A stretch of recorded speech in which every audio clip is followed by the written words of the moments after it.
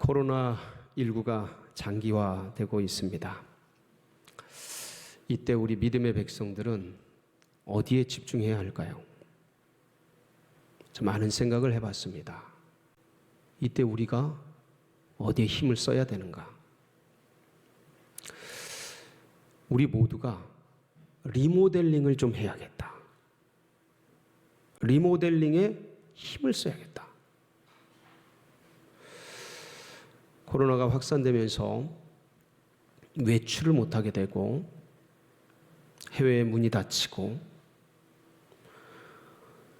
국가의 공공기관, 모든 공원들, 심지어 산마저 다 닫히면서 사람들이 어디 갈 곳이 없었습니다.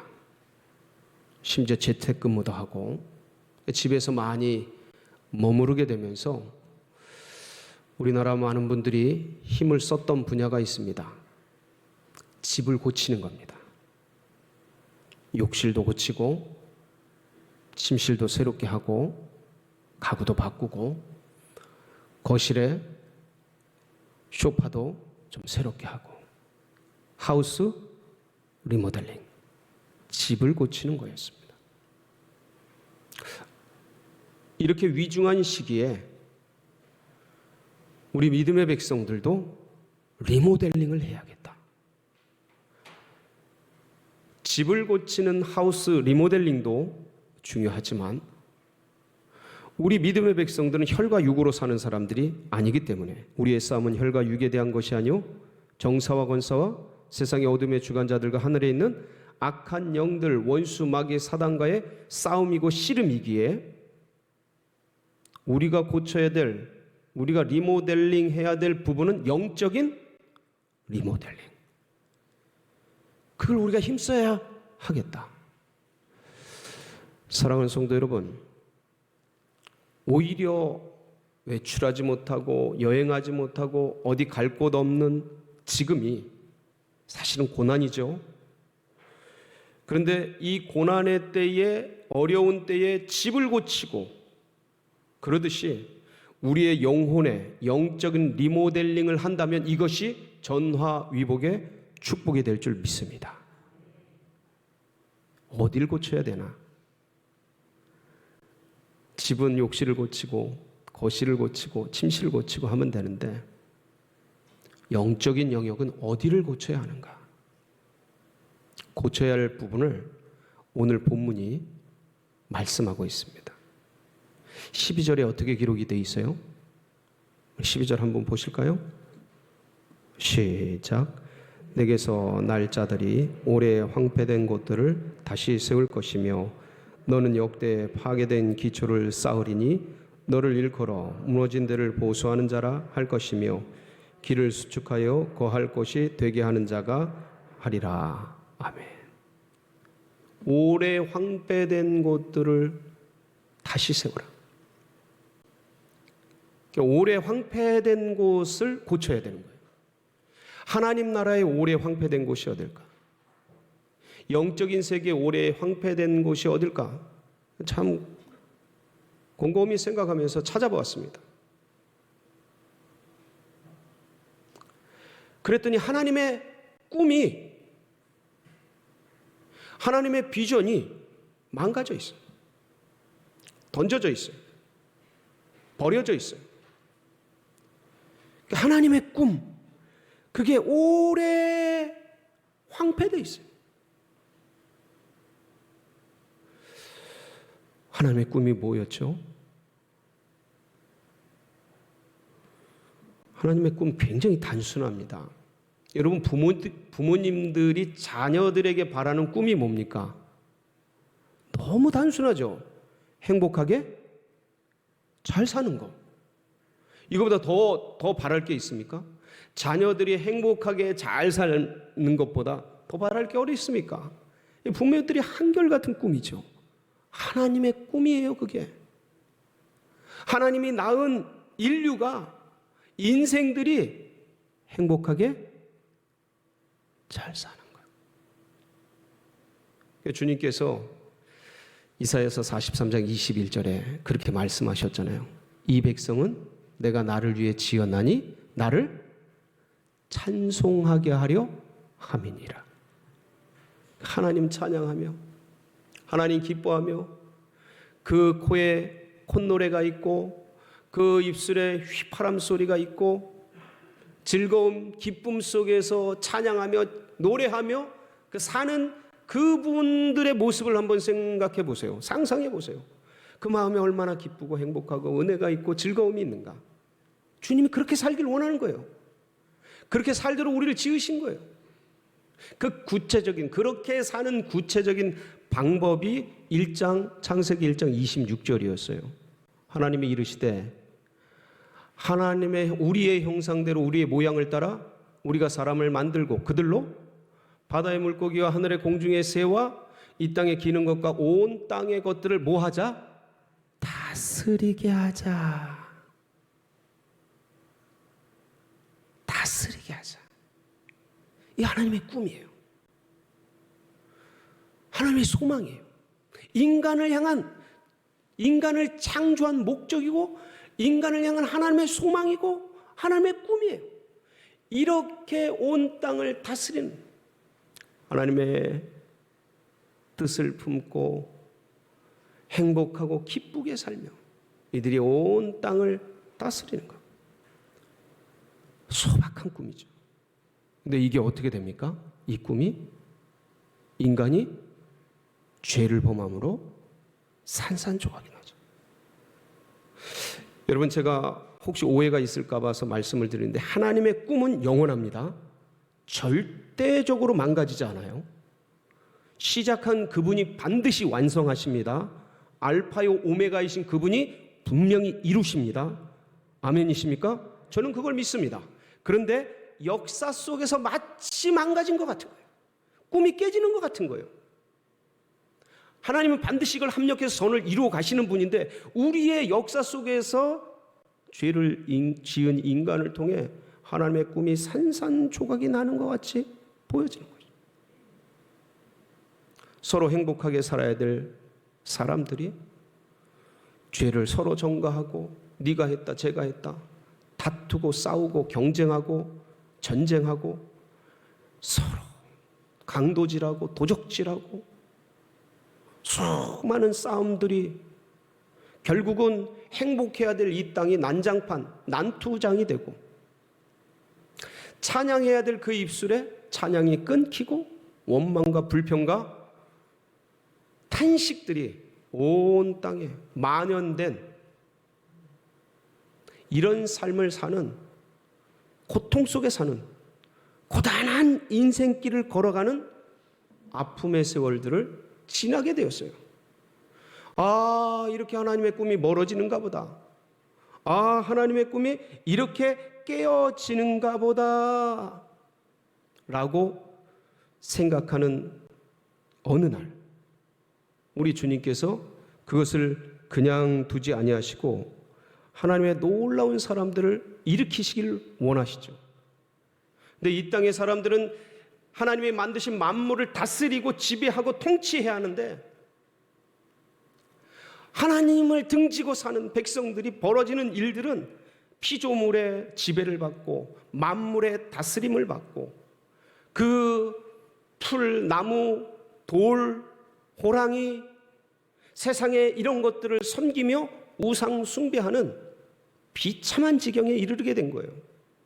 그 존귀한 하나님의 백성들이, 그 행복해야 될 하나님의 백성들이, 찬양해야 될 하나님의 백성들이, 만물을 다스려야 될 하나님의 백성들이 하나님의 꿈을 잊어버리고 하나님의 꿈을 놓쳐버리고 이 땅에 있는 것들을 쫓아가며 이것이 전부인 줄 알고 그것을 숭배하며 만몬을, 물질을, 세상의 피조물들을 섬기며 살아가는 우상 숭배하는 비참한 지경에 이르게 된 것이죠. 하나님께서 그렇게 어두워가는 이 땅, 절대 절망에 던져진 광야 같은 이 땅에, 그런데 거기서 하나님은 놀랍게도 절대 희망의 꽃을 피우시는 분이십니다. 그 한 송이 꽃이 누구예요? 아브라함.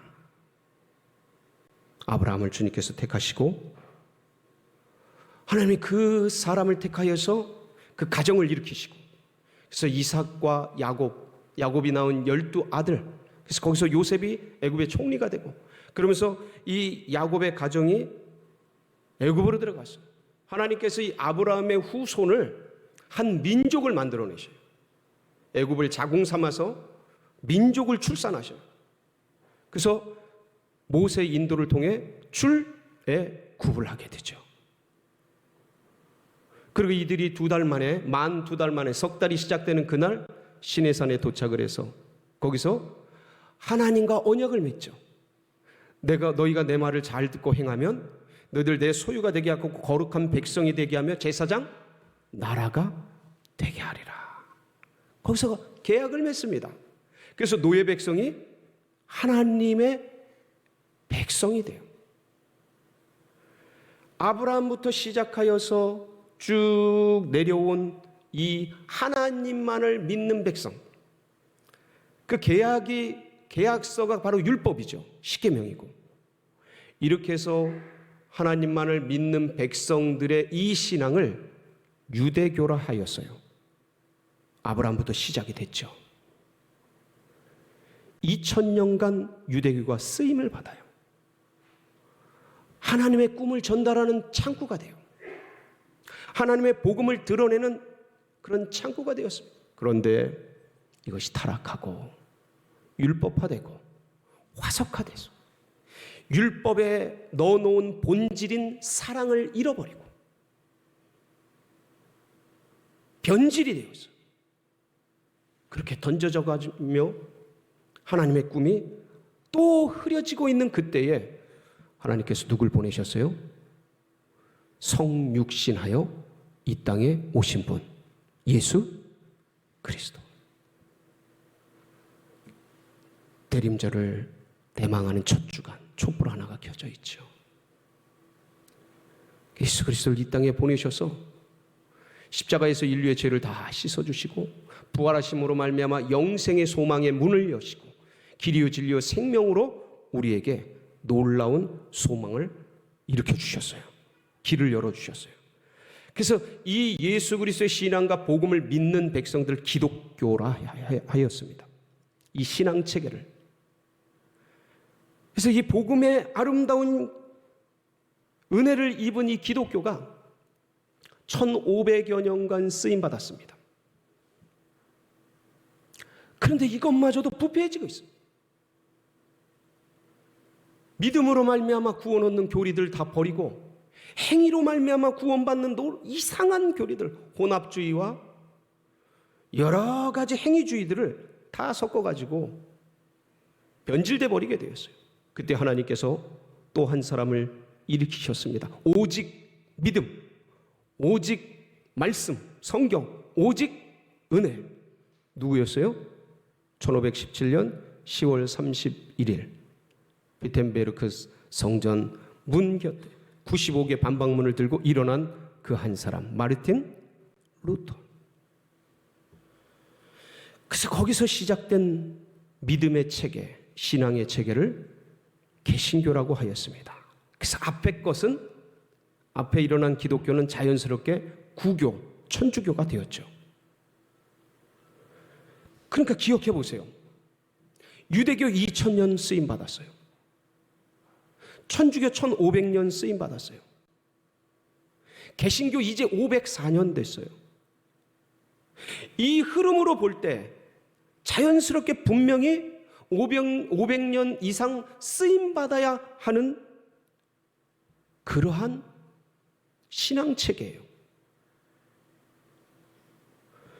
그런데 지금 돌아보면 참으로 황망하기 그지없습니다. 지난 2년간 코로나로 인해서 개신교의 실체가 드러났어요. 사실 코로나 시작되기 이전부터 많은 선각자들이, 믿음의 선배들이 이러면 안 된다, 한국 기독교, 세계 기독교 이러면 안 된다, 주님께로 돌아가야 된다, 말씀으로 돌아가야 된다, 다시 기도의 능력을 회복해야 된다, 이러면 하나님의 촛대가 옮겨진다, 유대교에서 촛대가 옮겨져서 천주교로, 천주교에서 촛대가 옮겨져서 개신교로 옮겨졌듯이 잘못하면 이 개신교가 다시 촛대가 옮겨질 수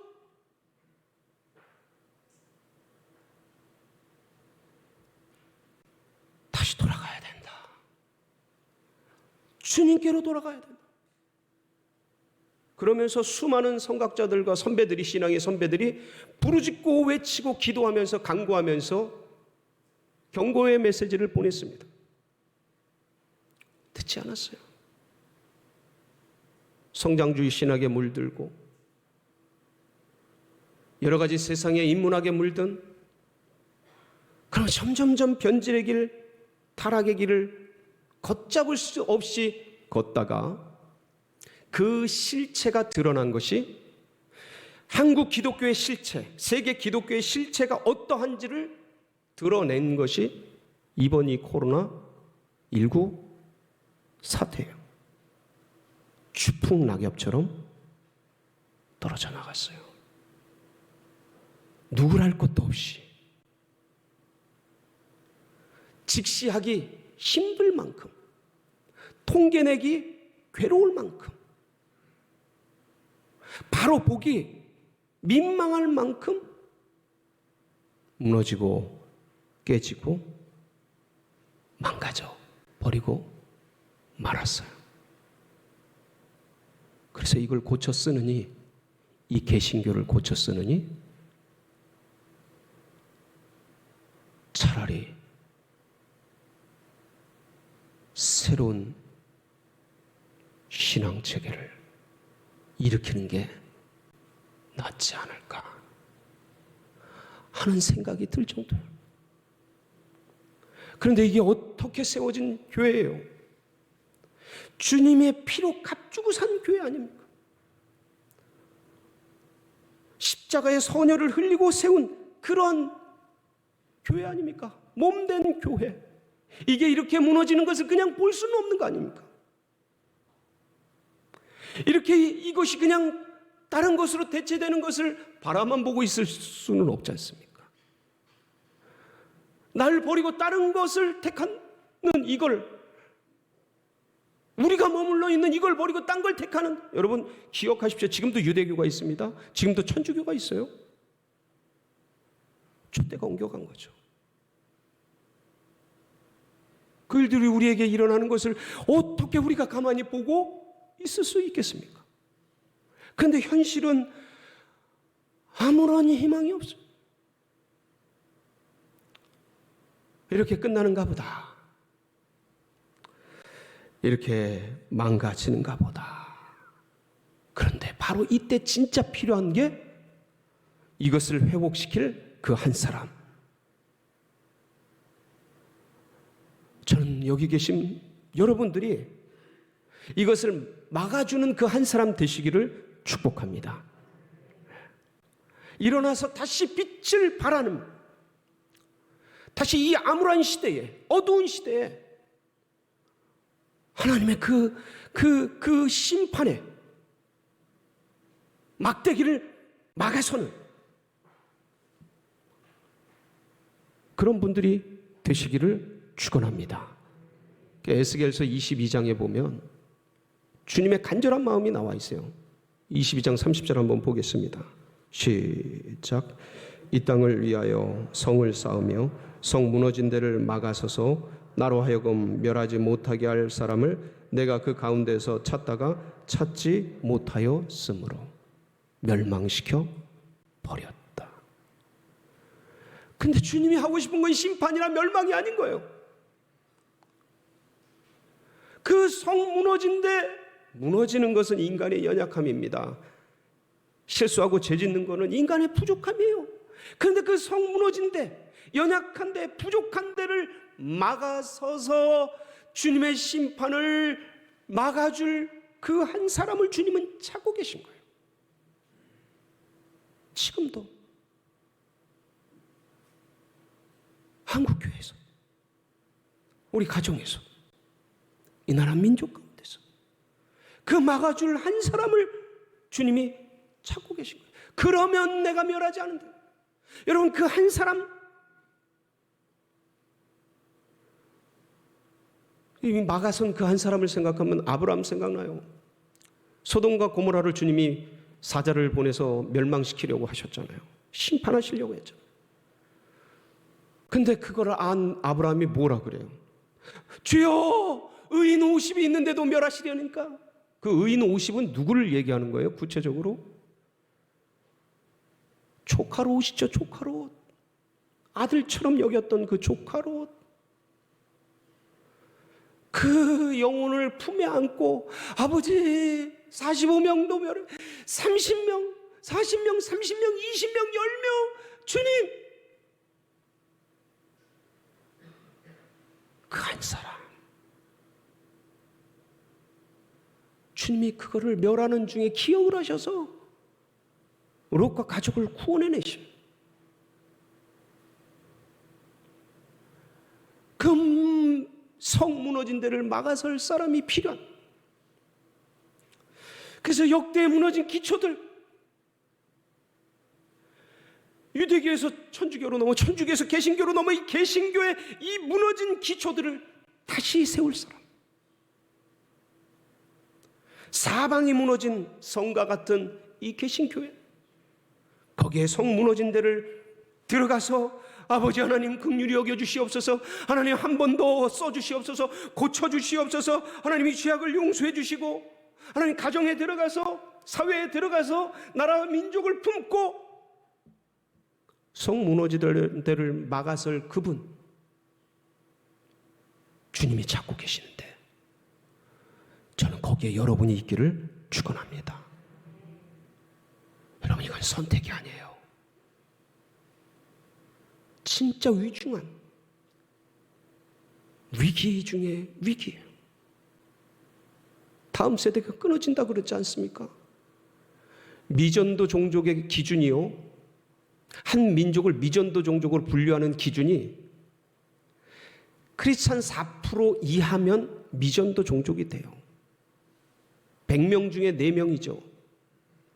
저희 다음 세대들 학교 아이들 30명 중에 1명, 2명 될까만 말까한 그런 시국이에요. 미전도 종족이 되어버렸어요. 이미 아이들이, 저희 자녀들이, 청소년들이 관심이 없어요. 신앙에. 청년들이 교회를 등지면서 떠나가고 있어요. 이렇게 무너지고 깨어지고 있는 이것을 보수할 자들이 필요한 거예요. 진리의 길로 가지 않아요. 그걸 수축해서 다시 거할 곳이 되게 하는 믿음의 백성들이 일어나야 하는 거예요. 그래서 전쟁이 났을 때 믿음의 횃불 들고 성령의 항아리 들고 싸울 기도원 300용사 같은, 저는 이번에 최소한 우리 에스라 기도에 기도원 300용사 같은 분들이 일어나길 축복합니다. 네. 그렇게 싸울 사람들이 필요한 거예요. 바알에게 무릎 꿇지 않듯이 세상의 바알에게, 세속의 이 세속주의와 모든 만몬과 욕망에 무릎 꿇지 아니한 7천의 용사들, 그분들이 일어나야만 할 때예요. 지금이, 바로 지금. 한 사람들 일어나서 무너진 데를 보수하고 길을 수축하여 거할 곳이 되게 하는 그러한 놀라운 역사가 일어나야 할 때가 바로 지금입니다. 전 그 일들을 여러분들이 해주시길 바라요. 사실 이 일들의 책임은 저희에게 있어요. 누구랄 것도 없어요. 목사가 책임져야 돼요. 목사가 잘못한 거예요. 목회자들이 하나님의 말씀을, 그 본질을 붙들고 씨름하지 않고 경영학이다, 윤리학이다, 심리학이다, 상담학이다, 미래학이다, 제가 이런 인문 지식을, 인문과학을 제가 뭐 이렇게 무시하거나 그런 거 아닙니다. 저도 존중합니다. 그런데 하나님의 백성은 이런 거로 승부하는 백성들이 아닙니다. 말씀을 붙들고 씨름해야 되고 진리를 붙들고 씨름해야 되는데 너무 많이 내줬어요. 그 많이 내준 결과가 이거예요. 그러니 누구를 원망해요? 우리 목사들이 잘못한 거죠. 우리들이 잘못 가르친 거죠. 죄송해요. 하나님 앞에 가슴이 아파요. 이걸 보면서. 그런데 우리 성도 여러분들 꼭 기억하세요. 지금 세속주의가 물밀듯이 들어와요. 지금 혼합주의가 쓰나미같이 밀려 들어와요. 거기에 자유주의, 은혜주의가 뭔지 아세요? 은혜면 돼. 은혜로 다 하는 거지. 그러면서 진짜 아무것도 안 하는 거예요. 기도도 안 하고 말씀도 안 보고 예배도 사수하는 걸 그냥 그렇게 흘러가는 거예요. 이 희한한 은혜주의, 은혜로만 사는 거는 너무 소중한 건데 은혜라고 하면서 해야 될 것들을 다 내동댕이 친 채 그렇게 흘러가는 이 시대의 희한한 타협한 은혜주의, 자유주의, 세속주의, 혼합주의, 이게 우리 성도님들 속에 너무 많이 들어와 있는데 이것과 싸우시길 주의 이름으로 축복합니다. 하루에 1시간 주님을 위해서 이 어려운 위중에 하나님의 교회와 가정과 나라와 민족을 품고 그 영혼을 품고 기도할 때 우리 하나님께서 그 기도 안 들어주시겠습니까? 전 들어주실 줄 믿습니다. 이때 불탈 때 함께 동참하는 그 영혼 같이 타는 겁니다. 영의 세계가 열리는 거예요. 영적인 지경이 넓혀지는 겁니다. 길을 수축하여 거할 곳이 되게 하는 자예요. 그들을 통해서 황폐한 땅이 놀랍게 회복될 줄 믿습니다. 그러니까 이때 병든 자, 아픈 자, 공고한 자 다 데리고 오세요. 오늘도 여러 명이 오셨더라고요. 기도하면 삽니다. 같이 불탈 때 오셔서 기도하면 불 받는 거예요. 영혼이 영안이 열리는 거예요. 병이 치료되는 겁니다. 문제가 해결되는 거예요. 성령 받으면요, 여러분 문제가 문제로 안 여겨져요. 힘들고 어려운 일이 사방에 다 있어요. 근데 성령 받으면 그냥 솜털처럼 가벼워지는 거예요. 주님이 같이 계시는데 할렐루야. 뭘 못하겠습니까 우리가. 바로 그 용기, 내적인 성령의 힘, 영으로 부어주신 그 은혜가 사람을 살게 하는 겁니다. 그거 부어주시려고 잔치를 마련하신 겁니다.